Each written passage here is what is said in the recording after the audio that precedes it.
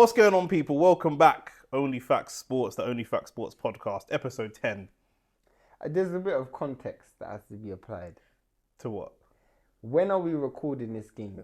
This game. We're recording this 3 hours before kickoff for so the Europa League final. We won't be speaking about anything that's happened in the Europa League in this video. We are going to be live for the Europa League. We're having a watch party with Which Shane's. you would have already seen. And we should react and clip up the reactions and all that kind of stuff. So we should be...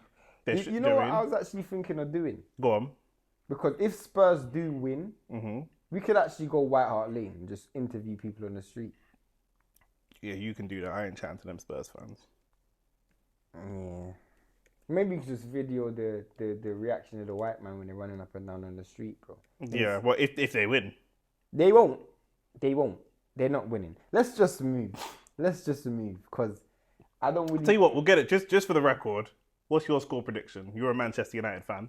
They're so mad because it's coming out after. I think we're going to win 2-1. I think we're going to score first. We're going to be 2-0 up and it's going to be 2-1. And I'll tell you who's going to score as well. Bruno. Casemiro and Maguire. Maguire? They're not really great at defending set pieces. We've scored a set piece in quite a lot of games in the Europa League. Plus, Casemiro and Maguire both have big goals for Man United. Like they're big game players for us. Yeah, maybe Bruno assists. Bruno will assist both goals. You know? Yeah. I can see that. What do you think? I hope for a 2-1, but I hate Man United, but I hate Spurs more. And actually, it's not a whole topic of the podcast, but we're doing a podcast, so it is what it is. I talk a lot on the lives with our community. Subscribe to the channel and join the community, but I talk a lot about foreign fans, don't I? And there was a bit of a civil war between Arsenal fans on Twitter today, or on X, because all the foreign fans all the African foreign fans in Africa, other than Arsenal, what team do they support out of the two clubs? Chelsea. Manchester United, out of Man United and Tottenham. Oh, they support Man United. Man United.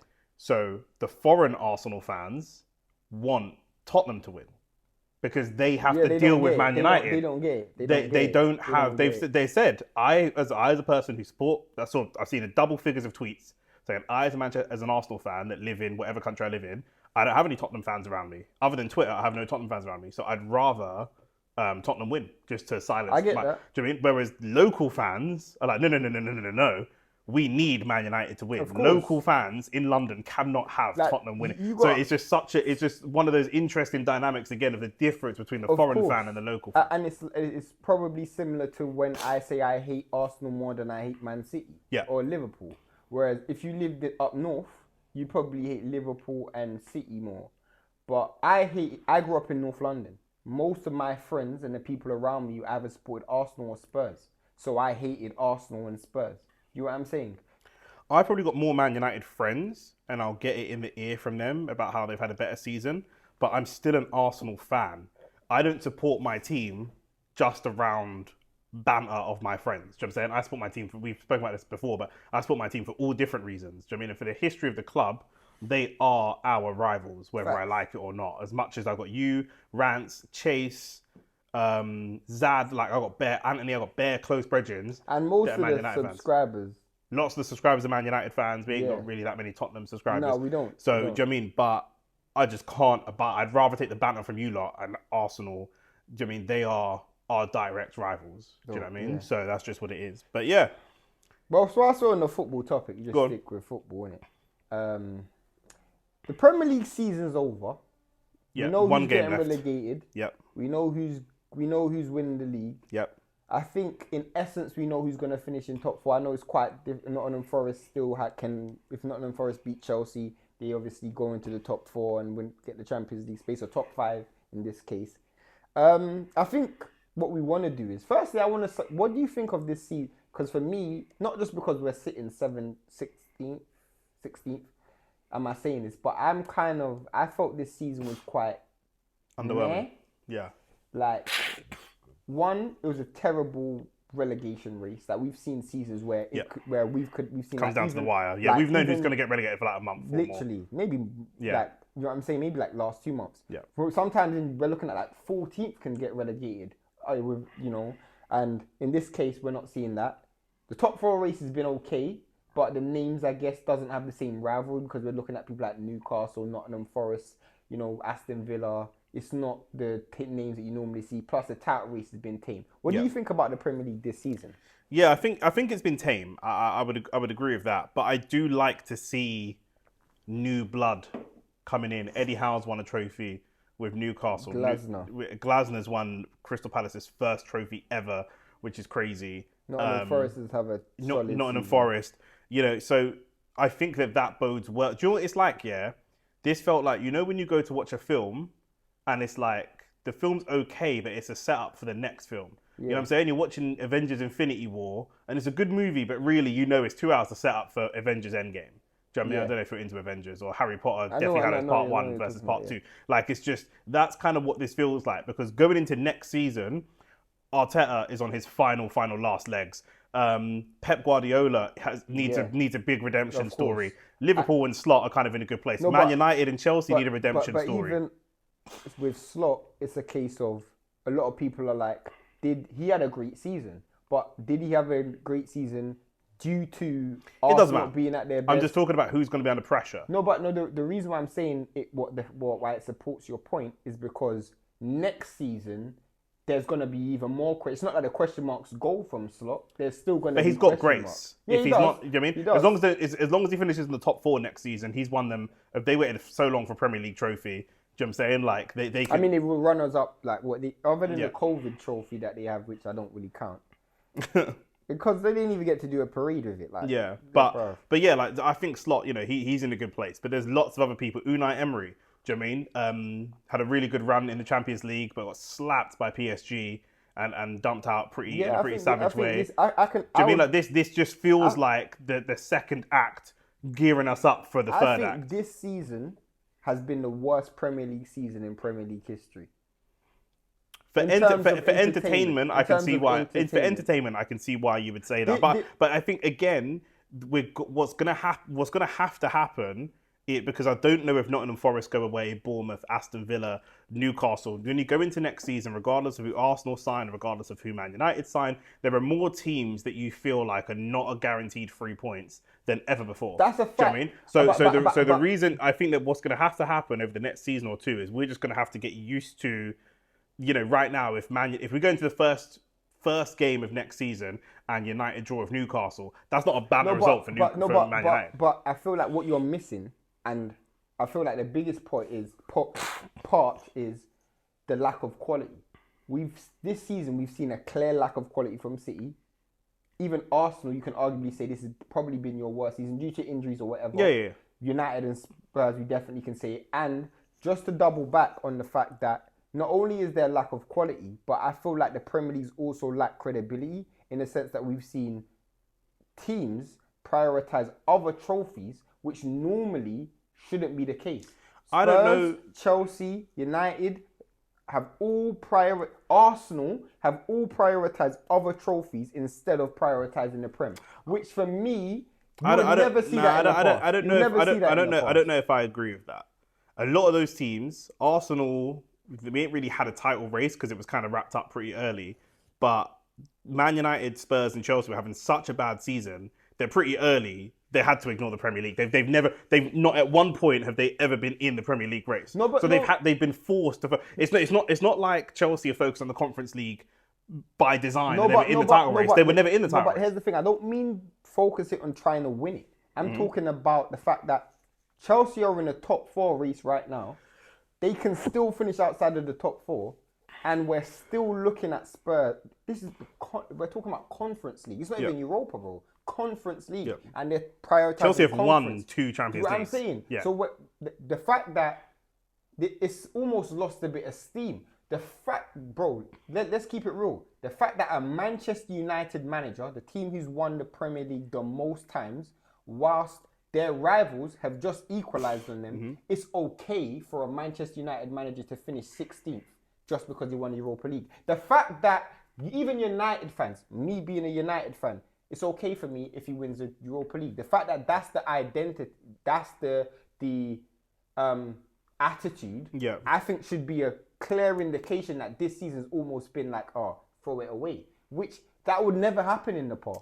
I don't know if it's. I understand what you're saying. I don't think it's a lack of quality. I think that the quality is more dispersed. We're going to go through in a minute the awards for manager of the season, player of the season, young player of the season, and the talent is just dispersed. We've just seen Dean Howson go from Bournemouth to Real Madrid. When have we ever seen Real Madrid sign a player that's not coming from, if it's in England, one of the big four or top four, if it's in France, one of the top 2 or 3, a top team, the Galacticos thing. That would never normally happen. Eze that was mad. When I saw that Real Madrid, that was crazy. That was crazy. Real Madrid. Yep. That's where we are. Yeah, that's where we are. And Bournemouth are at 11th in the Premier League. And whenever would you have seen a player go from 11th in the Premier League to Real Madrid? Ever. Do you know what I mean? So I think that the quality of the Premier League is dispersed across the league. You're definitely right about that. But then, when I'm looking at lack of quality, maybe I'm just saying in terms of the top teams. The big 6. Yeah, the attitude. And I feel like part of that is because... It does almost feel like a lot of big 6 teams are taking the season off. I know Arsenal didn't run it close. Liverpool ran away with it. But City seemed pretty resigned that they're not letting their right back go in the middle of the season. And all that. So it's like, I think even, we'll chalk this one off. I think even Arsenal, to a certain degree... Once we beat Real Madrid, we thought, actually... If we beat PSG, we're in a Champions League. Let's put all of our eggs in that basket. Yeah. Spurs and United's been in that position. Yeah. Which I guess what we've seen Chelsea. Yeah. What we've seen is Chelsea's the maddest one because it's a conference and you won the champs twice. Bro, come on. But I think where we're and they've spent £1 billion. Exactly. And you're fighting for top 4. It's not like us where we literally have 0 to fight for. I wish Chelsea don't make it to the top 4. I wish that City don't make it to the top 5. It's not going to happen, and they will. But Manchester City, with all the money that they spent, people forget they spent 200 million in January. People criticise Arsenal. We haven't been that great, and the board haven't invested a lot of money. We expect a big summer. In January, we bought in. Who did we bring in January? Marino.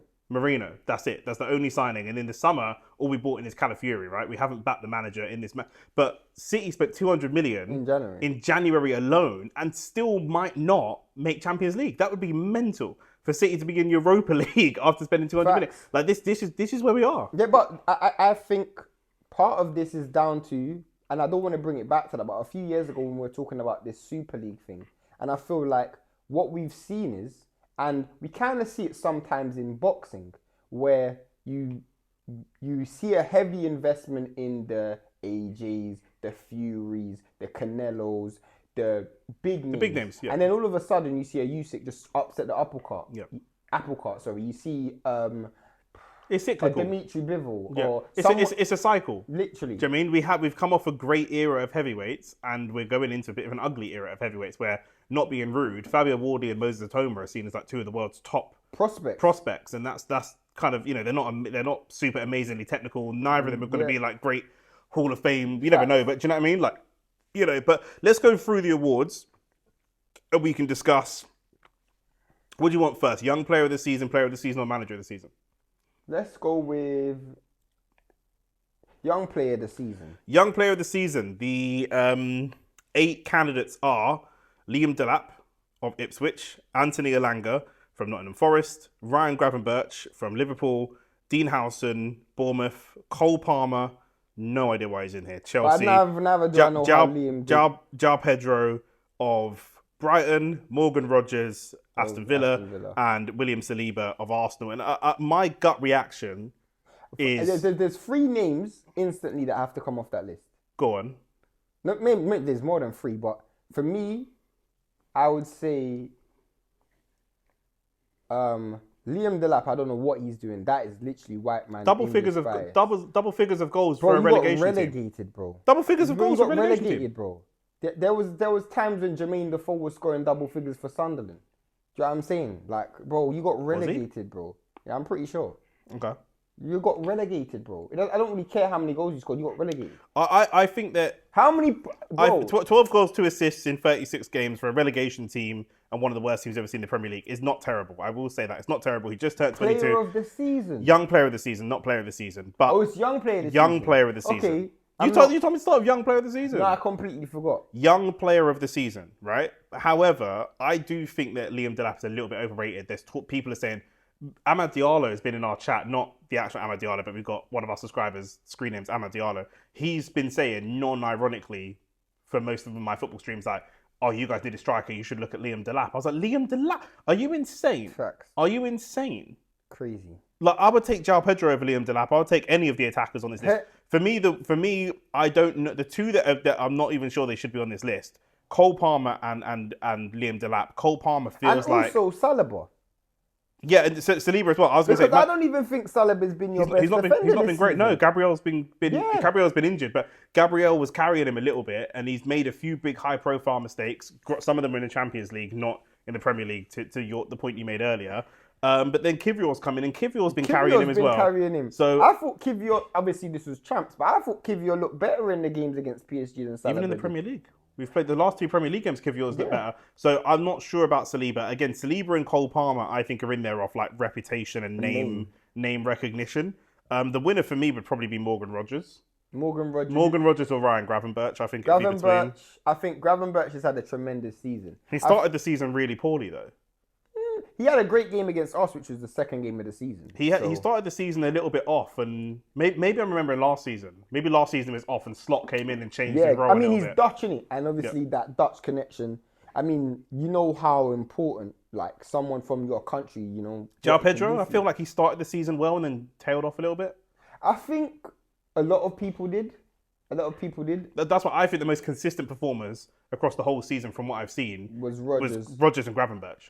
Yeah, I'd probably say one of those two. Jerry? I wouldn't be disappointed with either. I'd probably just lean slightly towards Gravenberch. Gravenberch won the league, so you know you'd have to go there. But Cole Palmer and Liam Delap, literally no idea. Dean Houston's obviously had a good season. That's why you get a move to Real Madrid.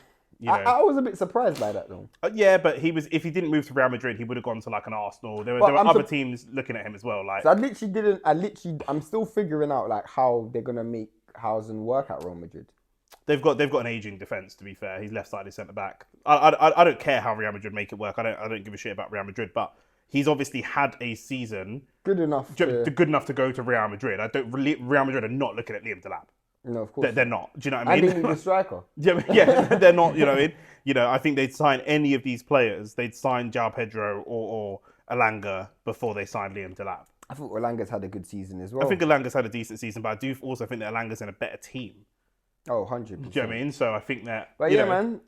What's the next one? And then player of the season. So I'll go Morgan Rogers. You'd go... No, we both go Gravenberch, we said, actually. Gravenberch. Player of the season. So we've got Morgan Gibbs-White. Definitely has to be up there. Gravenberch again. Has to be up there. Can he win both? Are we discounting him from this? No, he's not going to be winning this one, but okay. I know who I want. Alexander Isak, Brian Mbomo, Declan Rice, Mo Salah, Virgil van Dijk and Chris Wood. I think it's between two. Between two? Yeah. Isak and Salah? Yeah. I think Isak and Salah, hands down, I think what Salah's done this season is Salah. Point blank period. Reason why I say is Salah, because if you remember last season and all the talk about how he was last season, going into, I think it was like either his last year of his contract or the penultimate year of his contract, there was a lot of talk about it. Yeah. And he literally earned the right to stay at Liverpool. Like, when I mean, like, he proved that, bro, I'm still that guy. Yeah. I am still that guy. Yeah. What he done in the Premier League this season is nothing short of remarkable, and he won them the league. I feel like it is not even a question. Mo Salah. But what Isak's done, though, like,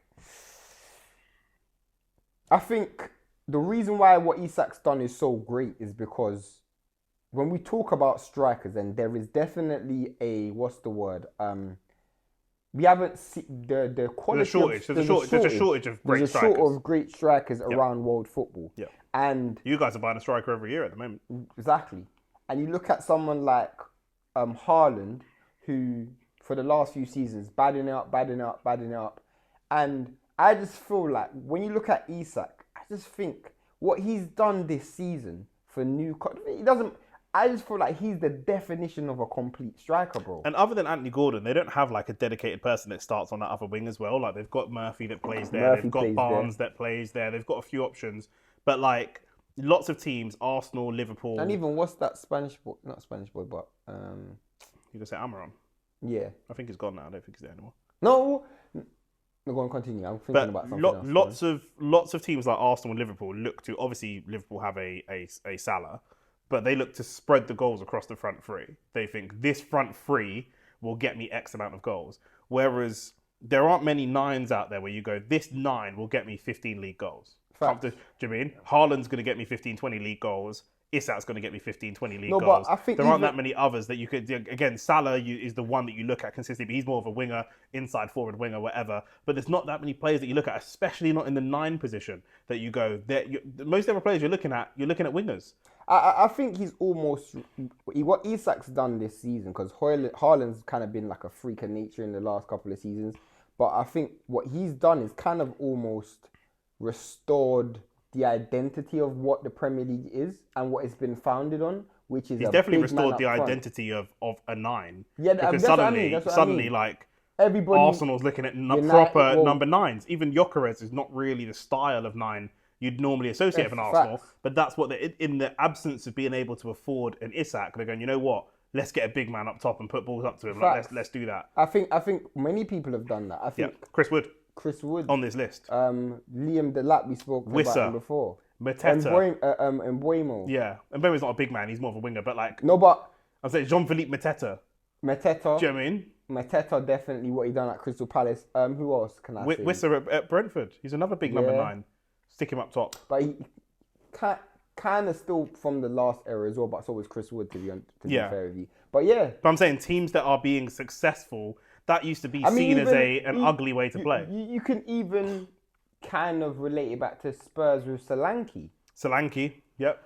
Not had his best season, but you know what I'm saying? Yeah, no, for sure. Yeah, I think for me it's got to be Salah as well. I'm glad Declan Rice is in there. I think Declan Rice has been great for Arsenal, but Salah...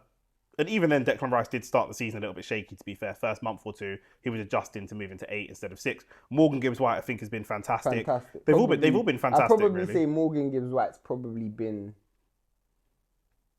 in isolation, the most, like, player. Like, he just doesn't do anything wrong. Player in an individual team. I know what you mean. And for me, I want another attacking midfielder, and I would love to see Morgan Gibbs-White. For me, like Morgan Gibbs-White, like when I look at number 10s, they're either ball carriers these days or they're ball players. I think Ødegaard is more of a ball player. Bruno is more of a ball player. Doesn't mean they can't run with the ball, but they're not an Eze. They don't touch, look up, drive the ball forwards. That's what Eze does. That's what maybe Xavi Simons does. Florian Wirtz. But Morgan Gibbs-White's one of those guys. He can do both. He can look up and find a pass, or he can look up and drive with the ball. 100%. I think when you look at, though, that the history of the Premier League the last few seasons, people have been mentioned like De Bruyne, Rodri, even Arsenal's been Rice, United is Bruno. You look at the core players in midfield, you have to have a solid midfield. I think this season, for the first time, we're not talking about a Rodri. We're not talking about a De Bruyne. We're not talking about a Bruno. We're not talking about a Maddison. We're not talking about obviously Rice. Rice is in there, but Rice is probably the exception to the rule this season.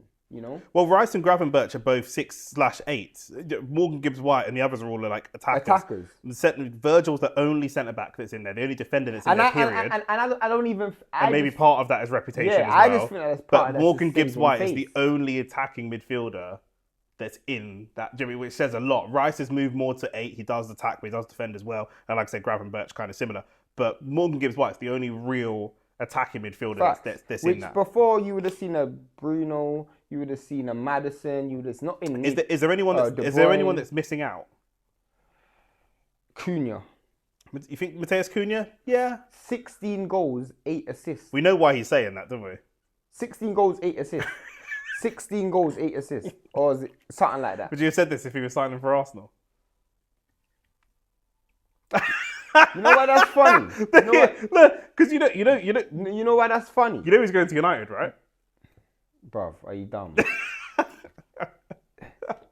Obviously, that's the whole point of why I said it. Exactly. To be fair though, when you asked about what I said, if he was doing it for Arsenal, probably not. But you know what I do like? Certain players are just so great that you can't, like Rice. I can't not say how good Rice has been and how good Rice is, but it's probably not. Probably not. Yuri Tillemans, maybe.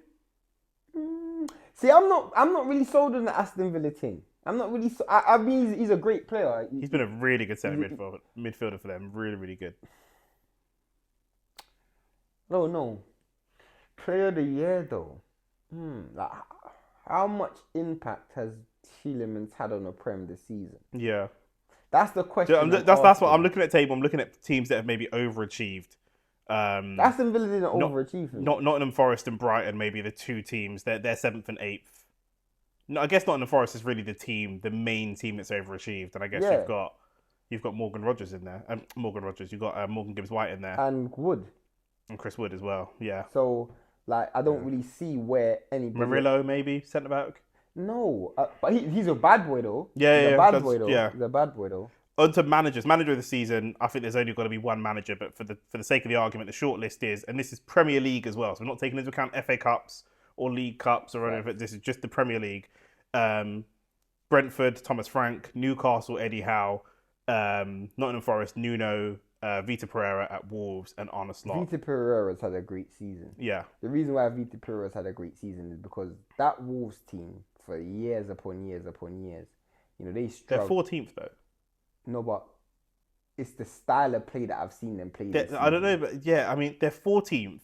They've got some of the three worst relegation teams behind them, and then Manchester United and Tottenham, and then West Ham.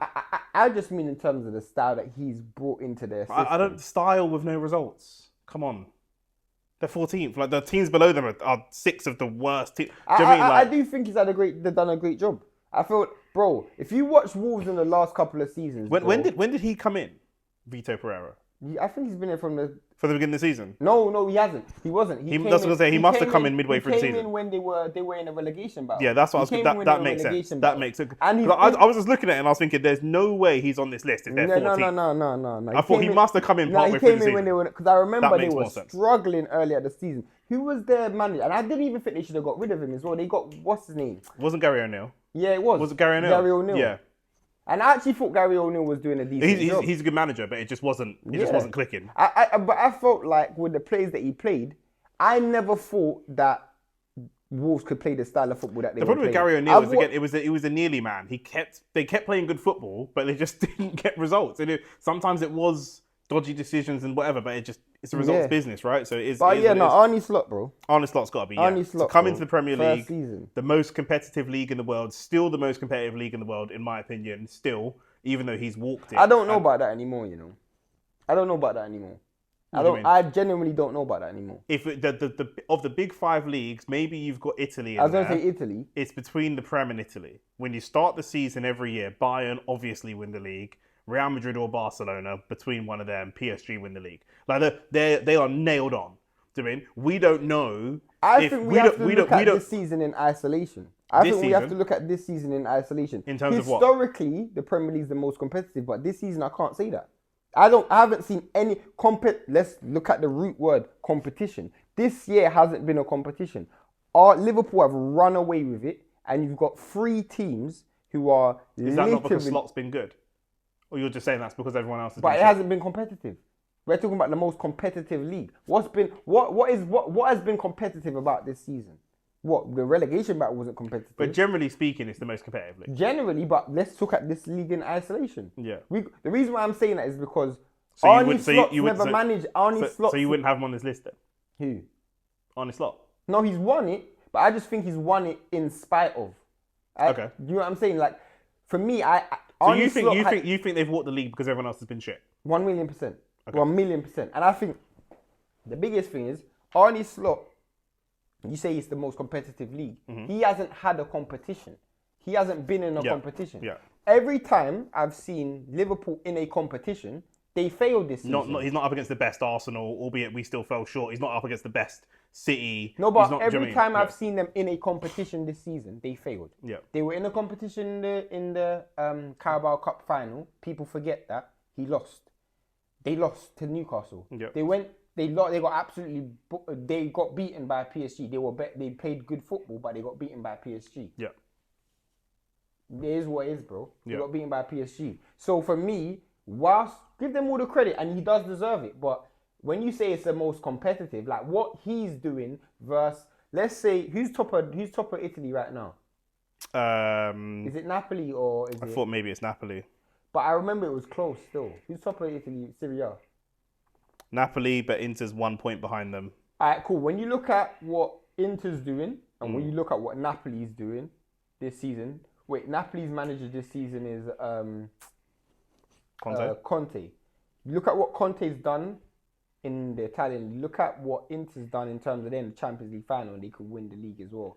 For me, I don't look at Arne Slot and say, yo, what you've done. What you've done is impressive if you don't look at it with context. With context, we've seen the worst Arsenal team in the last 3 seasons. They've been riddled with injuries.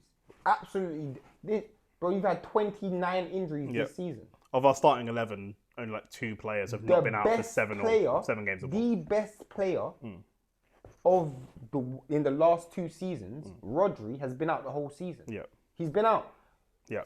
But most importantly, Salah's pretty much been fit the whole season. Van Dijk's pretty much been fit the whole season. You've had Alisson out.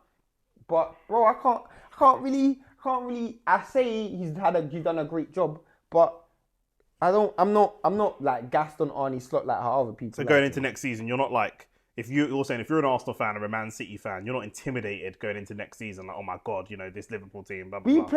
We played Liverpool this season. Yeah. When we played Liverpool this season, we should have beat them, bro. Yeah. And we're shit. We've taken 4 points from them this season. Do you know what I'm saying? Yeah. How much of this season? Let's look at it when they only picked up that gap when Saka and you had all those injuries. Saka and Odegaard and that was injured. Yeah. Before that, it was nip and tuck. Yeah. It was nip and tuck. Even up until January, it was nip and tuck. Yeah. Do you know what I'm saying? If your board had supported you, in January. You know what I'm saying? You might have had a bit of chance. I don't even like Arsenal. I don't even like Arsenal, but it's facts. Facts is facts, innit? So young player of the season, we're going Graven Birch. Player of the season, we're going Mo Salah. And manager of the season, we're going Arne Slot. That's a clean sweep for Liverpool, in spite of the fact that you're saying that.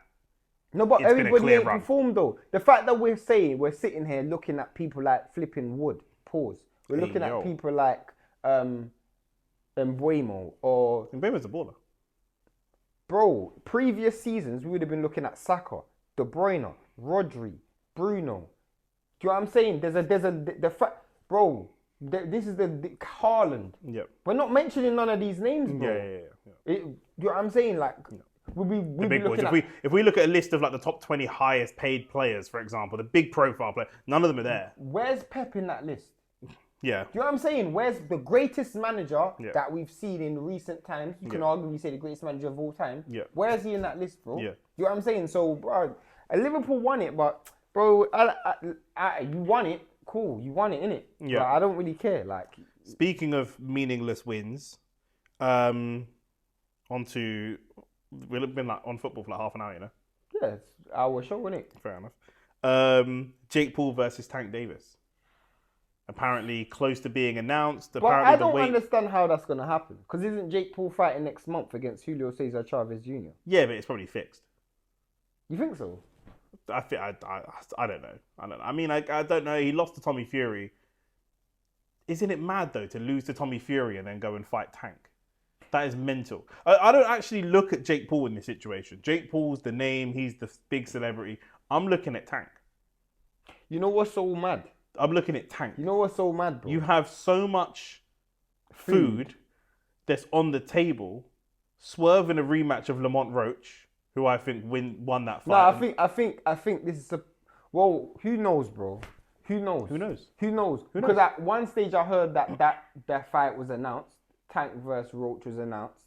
But then I'm hearing this is an exhibition. So if this is an exhibition, how can you announce an exhibition in between? Can you announce an exhibition after? Who knows what state you're going to be in to announce an exhibition? And I'm also then double thinking, can you go into a Jake Paul fight after a Lamont Roach loss? That's what I'm saying. Also... We already saw a controversial decision the first time. Also, the exhibition fight is at a much higher weight. So how's that going to work? If you're fighting at 140, 135, how's that going to work if you need to put on 25 pounds for an exhibition fight? What does that camp look like? Oh, it's just a mess, bro. It's actually a mess. And you know the craziest thing? The craziest thing is there's a chance Gervonta Davis can lose to Jake Paul. Jake Paul's a lot bigger than him. That's what I'm saying, bro. A lot bigger than him. That's what I'm actually saying. There is a chance. Bro, for me, there is too much factors in this and that's that play that can affect this. One, Jake Paul can lose to Julio César Chávez Jr., which whilst Julio César Chávez Jr. ain't great, Jake Paul ain't great either. Yeah. So there's a chance that can happen. Yeah. There's also a chance that Lamont Roach beats Tank, which I think is probably, given the circumstances of the last fight, quite likely. But then I'm thinking to myself, who's to say that Tank doesn't, that they don't fix the fight again? Yeah. Do you know what I'm saying? The last time they didn't even have to fix the fight. Yeah. There wasn't a Jake Paul money on the line. Now there is. It's like, bro.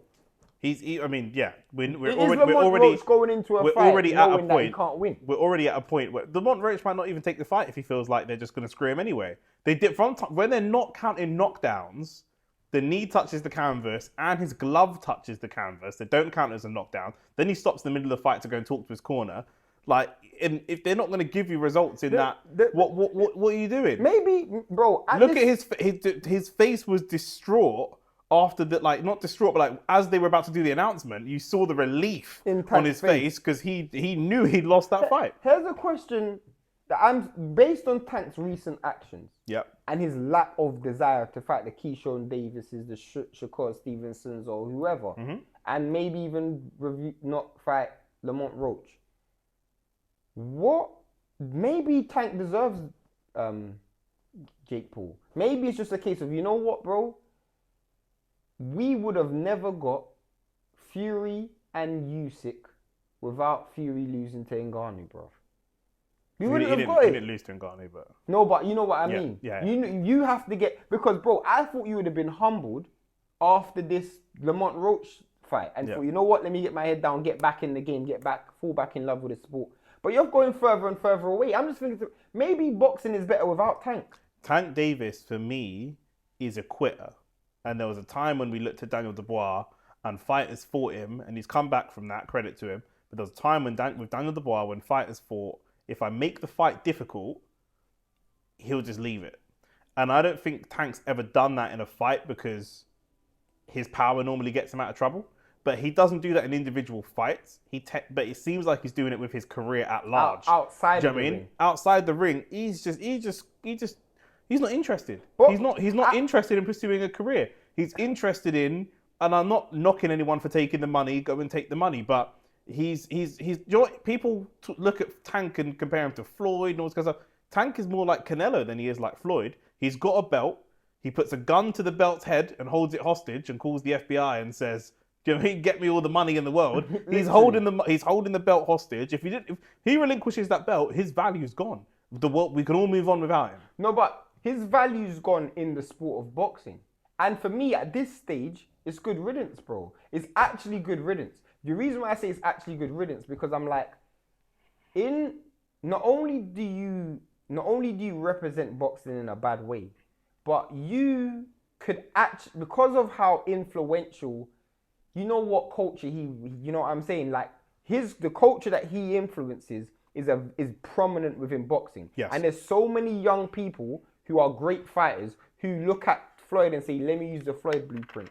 Yeah. Let me use the Ali blueprint, Sugar Ray Leonard blueprint. They could look at Tank and say, you know what? It's not even about fighting for legacy. This guy is about fighting for money. And the fact that he fights a Jake Paul, and bro, if he does lose to a Jake Paul, what does that mean for boxing, bro? Yeah. What does that mean for boxing?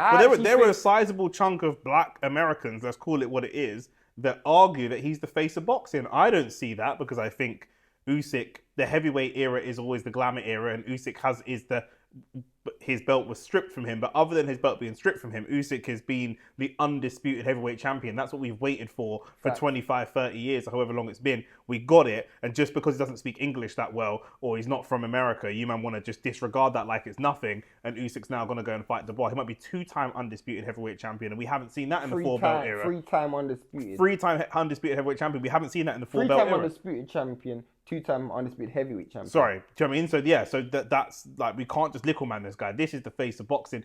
And is the face of boxing who brings in numbers, or is the face of boxing who conducts themselves the right way and is the champion? Because if that's the case, then Jake Paul's the face of boxing then.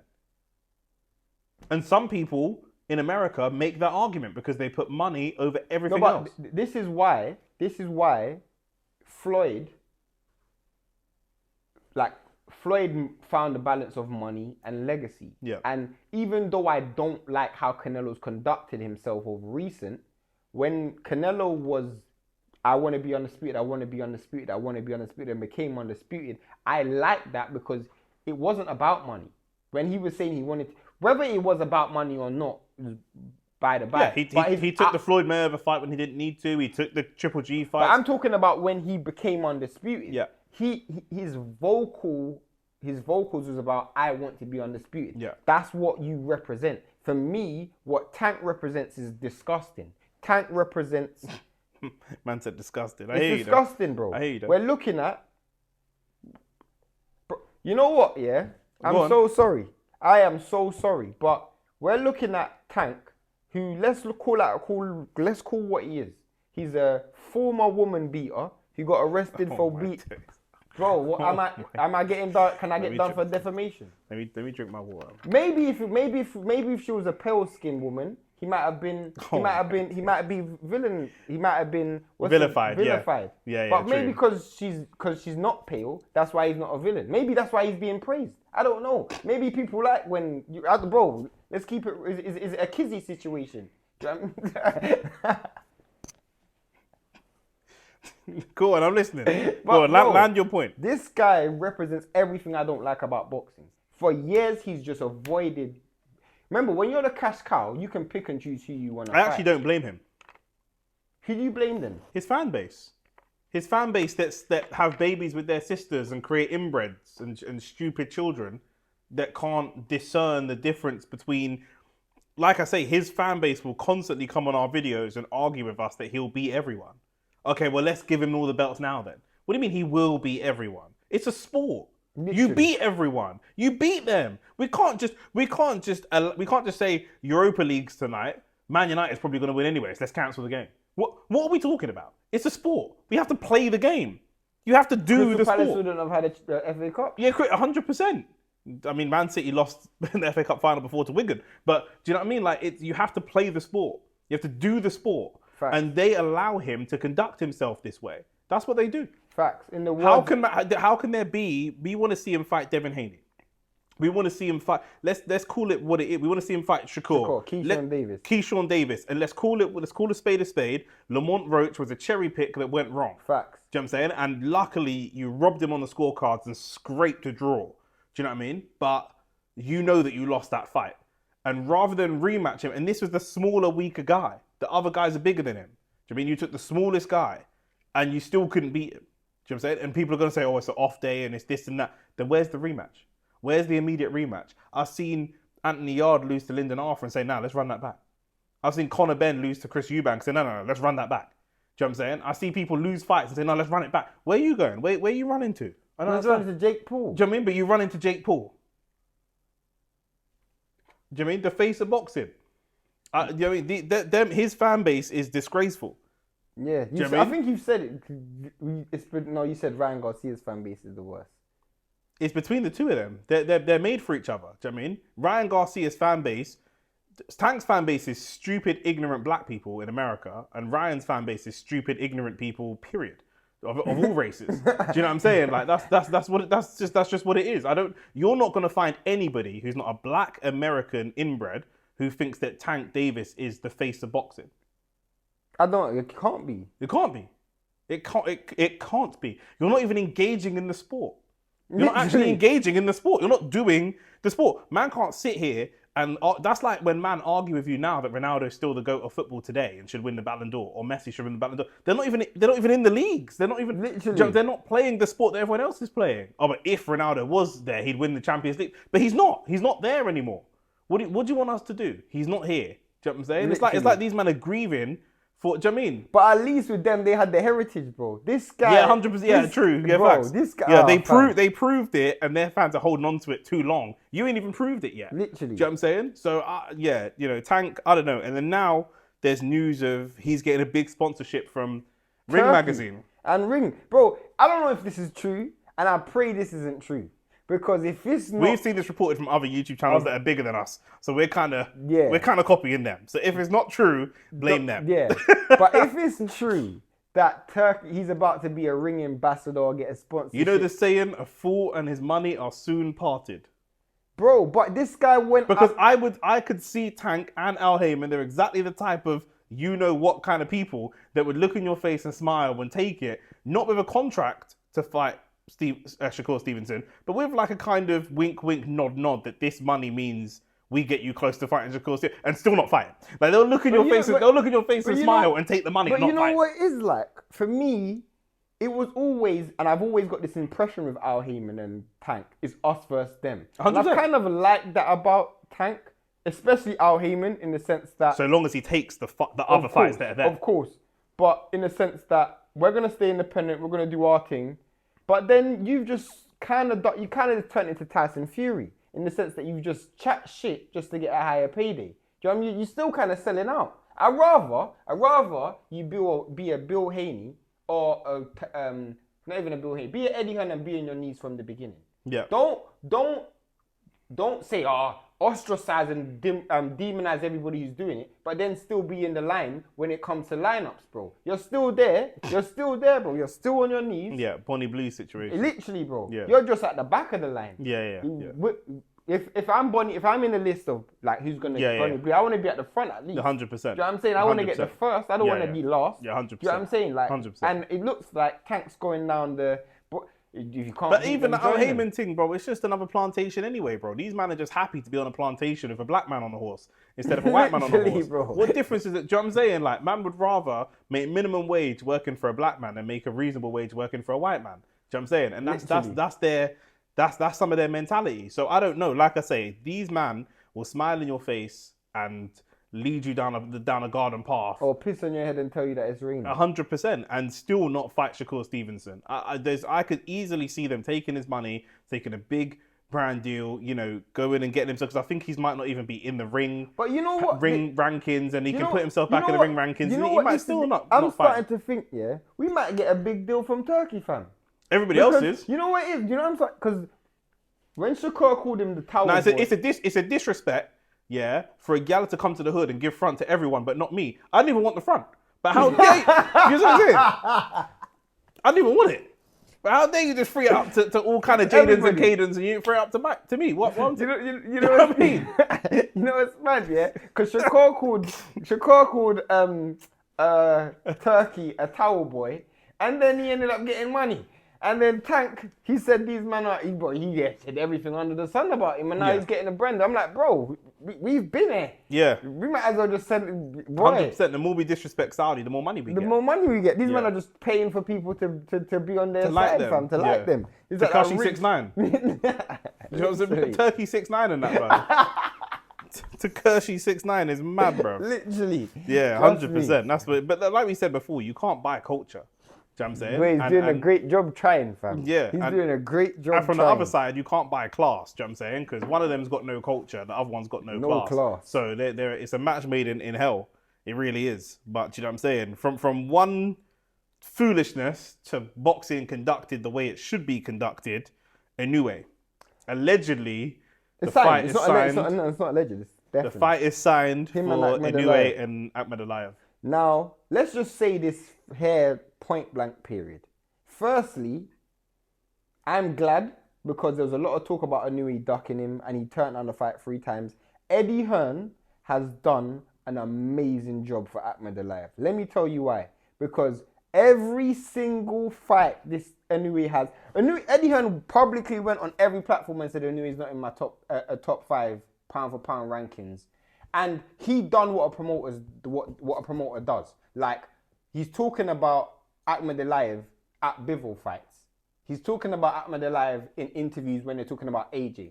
And for me, I watch Akhmadaliev because he's actually a fighter. But the masses, there's never been pressure on Inoue to fight anyone. There wasn't even a pressure on him to fight Nonito Donaire or Stephen Fulton. Do you know what I'm saying? And this is the first time someone's run up on Inoue.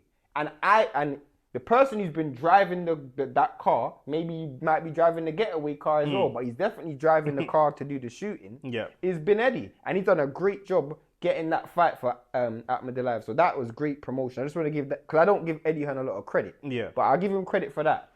But In terms of the fight on the I've been seeing a lot of people, like his list of people hitters is getting quite long now for Inoue. Do you know what I'm saying? Because Nick Ball is still there, Bam Rodriguez is still there. Yeah, like it's starting to the demand. The people are starting to demand a lot more of him. Do you know what I'm saying? I mean, even some people were saying Tank. Yeah. You know, I think Tank might have been a step too far. Yeah. But Nick Ball would definitely be a good option. Yeah. But I think Akhmadaliev, if you like, before you move up, sort out what's in your weight class. Yeah. You know what I'm saying? We're talking about Akhmadaliev, a former unified world champion. So 320 amateur fights. And you know about them man over there, bro. They're man to fight every week. Literally, them man over there, like, he's built for this. The reason why this fight in itself is so dangerous. The fight goes to decision. I don't like, even if Inoue wins, he ain't stopping him. Bro, this is actually where we're at right now. Let's literally talk about the fight, because the fight's so intriguing. Because I'm like, I think about it like, we've seen Inoue down multiple times. Yep. We've seen him hurt, damaged by someone who probably, like, we got rocked by Donaire. Donaire can crack, but in his last fight, he got dropped being aggressive. By Cardenas. Yeah, by Cardenas. And I'm thinking to myself... Akhmadaliev hits harder than you know Cardenas. what I'm saying? Yeah. But he goes down by a lot of flash knockdowns, to be fair. There's a lack of balance. It's when he's attacking, he gets caught flush, he goes down. And he does tend to make the adjustments. He starts a little bit slow. He almost reminds me a little bit of like a less seasoned Crawford back in the day, because he used to start really slow, and he starts a bit quicker now. He starts downloading data quicker now. But against Akhmadaliev, you let him get into his rhythm and dictate the fight. It's interesting because it's also a factor that we've never seen anyone like piss off Inoue. Whereas the whole thing, I remember Inoue literally tweeted something about this fight before it happened. Like, bro, I'm never gonna be ducking you. Why would I duck you? X, Y, Z. I'm like, that was so un-Inoue like. Yeah. I know it wasn't like a Tank reaction where he's Japanese and Tank's an idiot. So it's not. Yeah. But he reacted in a way where I'm like, well, that's a bit interesting. And I'm like, I wonder how does it bring out the best or the worst of you? Because Tyson Fury tried to rattle Usyk, and it just brought out probably the more spiteful Usyk. You might have been better off being really nice to him and hoping that he doesn't bruck you up, because he's quite a nice guy. But now, same thing with Daniel Dubois taking the same stance, probably driven by Frank Warren or Don Charles, and you think, you've just seen what's happened to Fury twice. That intimidation thing doesn't happen, and Usyk's a better fighter when he's pissed off. But I think it's kind of, because I actually look at this fight and I think there is multiple methods of how I can see Akhmadaliev winning this fight. Yeah, I still make Inoue the favorite, but there's multiple methods. Do you make him the favorite because of his pro experience? I make him the favorite because of his pro pedigree. I think Akhmadaliev, his amateur experience, obviously, but I don't know if Inoue can get away with the mistakes that I've seen him make. And sometimes bad habits become more than habits. But can his power I guess the question is, can his power get him out of trouble? That's the question. I don't know. I've never seen Akhmadaliev like rock like how I've seen done it. How I saw him against. It might have to be a Tank situation. You're down on the cards, but you crack and you come back. He might win on the cards just out of the fact that Akhmadaliev in the pros. Akhmadaliev has not come across a hitter like Inoue. As much as we haven't seen him hurt, he's never been with a hitter like Inoue. But equally, Inoue hasn't been around someone that, since the Donaire fight, who's gonna expose your mistakes. Do you know what is with the fighters that Inoue's fought so far? He makes mistakes, they capitalize on it in the moment, but it doesn't really feel like it's part of their game plan. It's almost like you've fallen into that situation. Whereas with Akhmadaliev, that it will be much more. I mean, he's got a solid team in it. Like, he's part of that whole Dmitry Bivol, Madrimov setup. You know what I'm saying? So there, he's gonna have great prep. But for me, I still lean towards Inoue, but I'm glad to see the fight happening. Probably the best boxing camp in the world. You think so? That team. It's up there with the kind of Keyshawn Davis. Terence Crawford. Yeah, he's up there. Squad for squad. Bosey's got a solid squad as well, with Jeron, Stephen Fulton, and Andy Cruz. Bosey's got a solid squad. I still as well. make that third. But there's a lot of. I Yeah. mean, Robert Garcia's got a great squad as well. Who's Robert Garcia's? Robert Garcia's got Bam Bam Rodriguez. He's got Virgil. Virgil Ortiz, yeah. He's got who just fought last week, a couple of weeks ago. Obviously he lost to Devin Haney, Jose Ramirez. Yeah. Still not as good. Still not as good, but there's some good team. Obviously, back in the day, it was the Reynoso team. You know what I'm saying? Yeah, hopefully we see. I mean, not hopefully. We will see that fight. We will be live for that fight. Where do you think that fight will happen? Well, you know, Akhmadaliev is a Eddie guy, and Eddie's does a lot of fights with Turkey. I can foresee that fight being Inoue is PBC. And Inoue is Top Rank. Inoue is Top Rank, sorry, and he's the A side. It's either going to be in Japan or Saudi. I know his last fight was in Vegas, and he done well. He was fighting a Latin American fighter. Yeah. But I'm slight. You know what? That's interesting as well, because Cardenas fought Inoue, right? Yeah. And Cardenas' coach is Joe Diaz. I know Joe Diaz coaches Madrimov and he coaches Bivol. Does Joe Diaz coach Akhmadaliev as well? Akhmadaliev's older than I thought he was, though. Obviously, he's been in amateurs for time, isn't he? Yeah, he's 30. Yeah, he's been in amateurs for time. Usyk turned pro when he was 30. Yeah.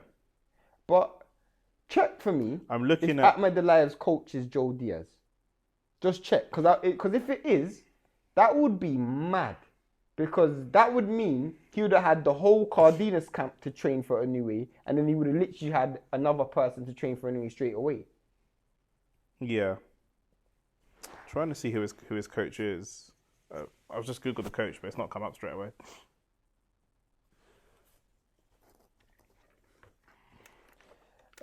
Sorry for this. What viewers? I just have to double check this. Well, I was just Googling, and I'll search it after Shane finds out about the coach. I was just looking up.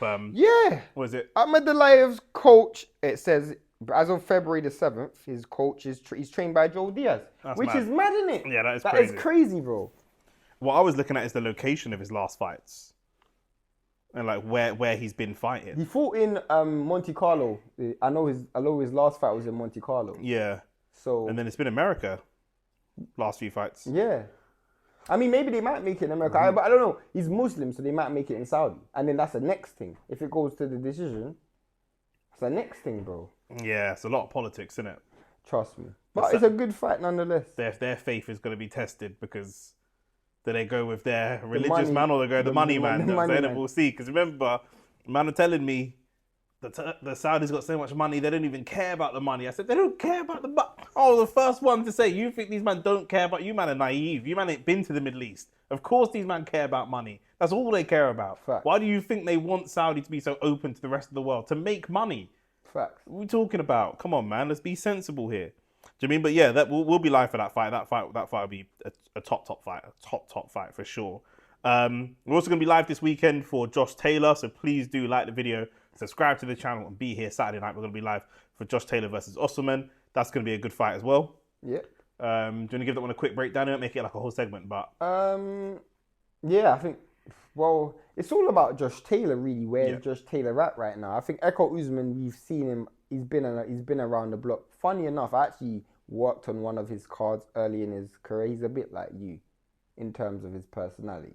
In what way? He's black, but not really. I'm joking. I just wanted to see your response. I'm not going to respond to that. I'm joking. I know what I am. I'm joking.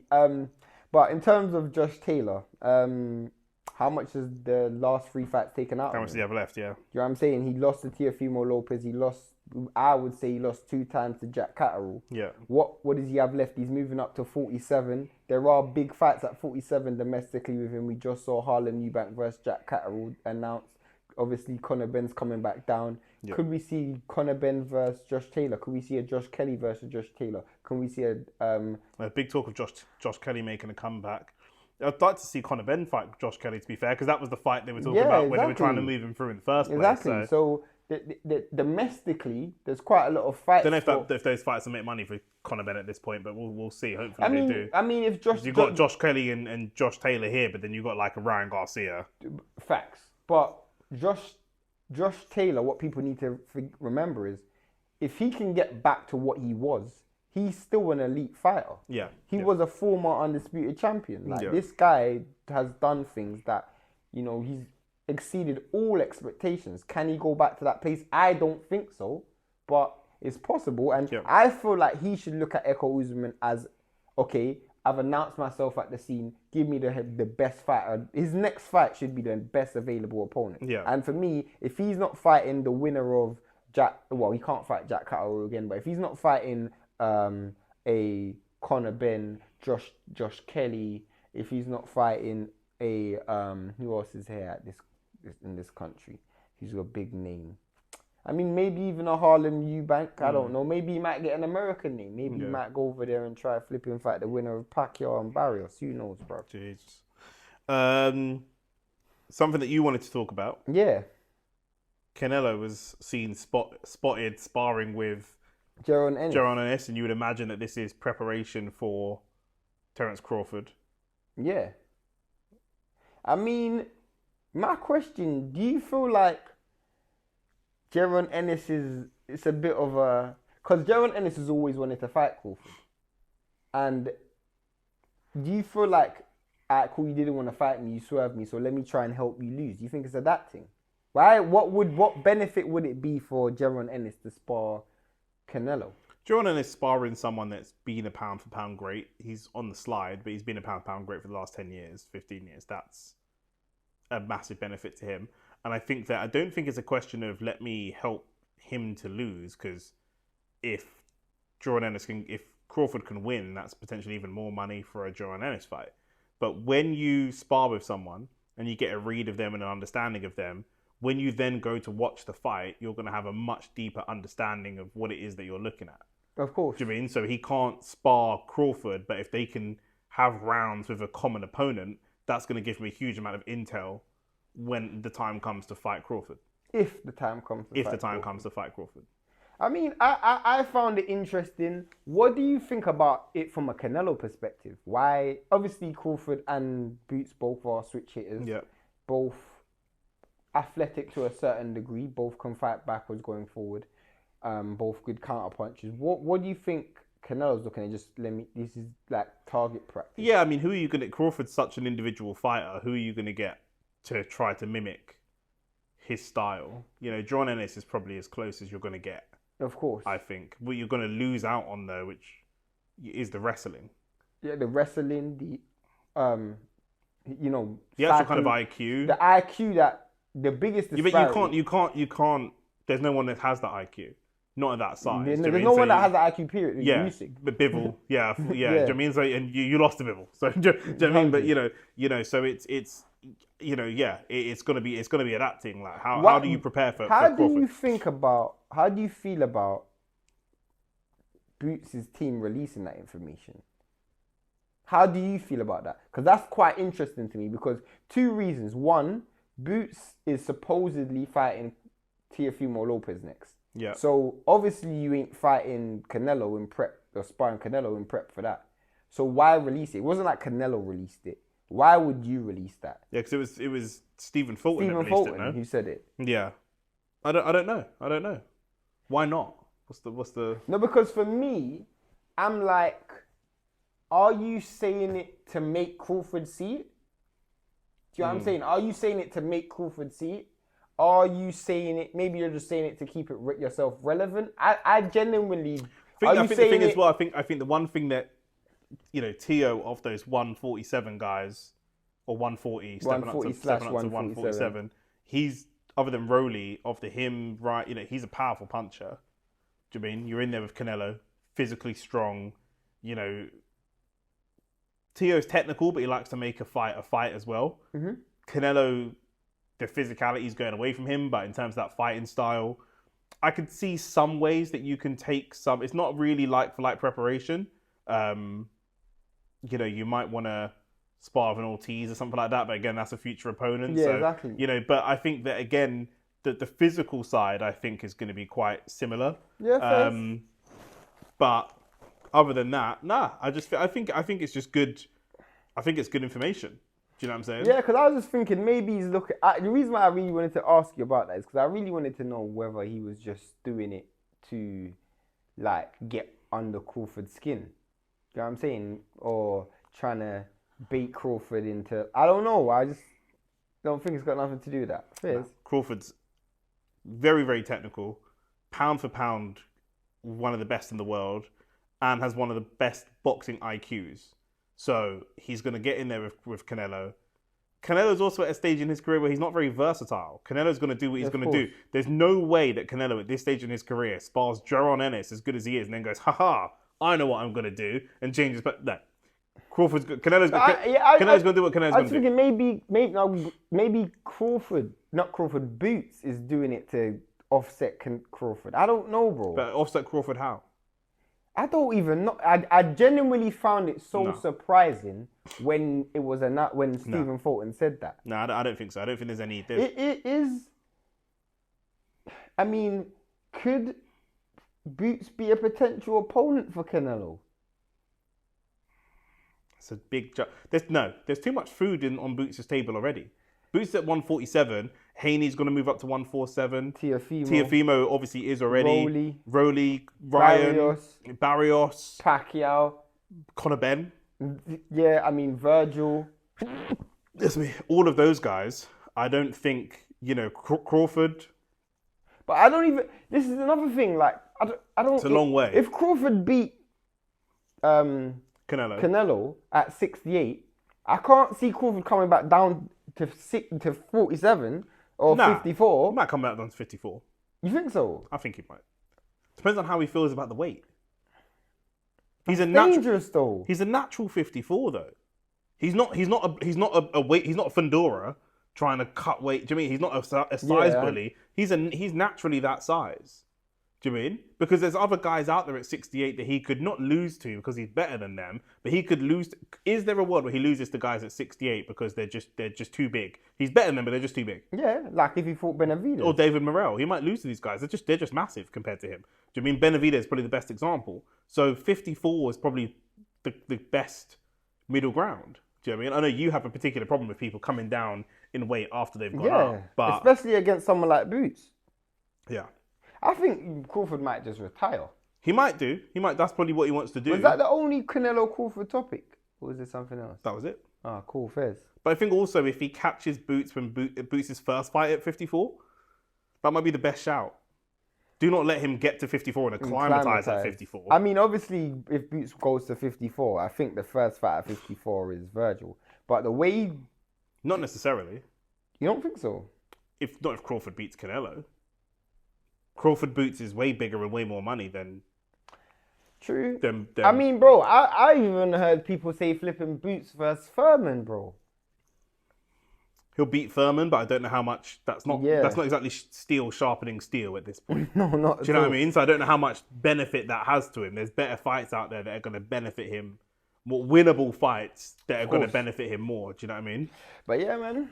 Where's Madrimov at? What weight? 54. Yeah, Madrimov. I mean, Madrimov needs to get a win. He's lost his last 2 fights, so Madrimov needs to get a win. But 100. Yeah, there's good fights around there, man. There's good fights Fondora's still there. Tim Zhu's still there. Yeah. Barkram's still there. There's good fights. I mean, there you go. Listen, that is all for today's show. We are going to be back on Saturday night. Like I said, we're going to be live for Josh Taylor. What's the lives leading up to? It's a good question. So here's what we have for next few weeks. It's going to be a busy one. So this Saturday, we're live for Josh Taylor versus Usman. The next week, we are live on Vegas time for Caleb Plant. Then we have 1 week off. No, we don't have a week off. Then going into the 7th of June, we have Wardley versus Hooney in the UK.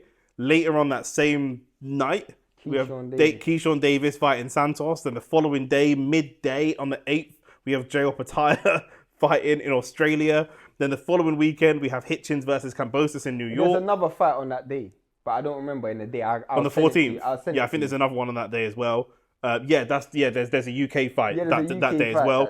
And then on the 27th, we have the return of Deontay Wilder on New York time. And then the following day after the New York fight, we have Jake Paul versus Chavez Jr. in Vegas. And it'll be interesting to see if Tank pulls up to that fight or not. So over all through June, we're going to be live every single weekend, sometimes two or three times in a weekend. And then in July, it's going mad as well. Because in July, there's quite a few fights that I got some fights that I need to put on. Yeah, we've got more fights to come. Obviously, the football season's going to be wrapped up, but then once July's done, we're into August and football's back. Yeah, so facts. we're going to be letting you know about all the transfers, all all the that kind of topics. stuff. We've got a few different concepts that we're bringing to you. And let us know as well if there's any type of content you want to see us cover. Obviously, this channel is all about sports, OnlyFacts sports, football, boxing are the main things. But if there's anything else that you want to see us cover, please do let us know. We've got a few different ideas. We want to hear from you guys about your ideas, the kind of stuff that we can cover and the kind of stuff you want to hear us talk about. But the best way to see more of our personalities and the kind of what kind of things we talk about, what kind of things we like and that kind of thing is to be on the lives. When we're on the live streams, you know, you come here, there's pure vibes. We're normally arguing and bickering about something. Normally he's eating all the food in my house. But if you're here and you're watching the show and you haven't been on the live streams, get yourself onto the live streams at some point. Yeah, man, facts. Only facts. There you go. But yeah, that's it, man. Episode 10 in the bag. Like, subscribe, and we're out. And I'll see you on the other side when hopefully Man United have won the Europa League.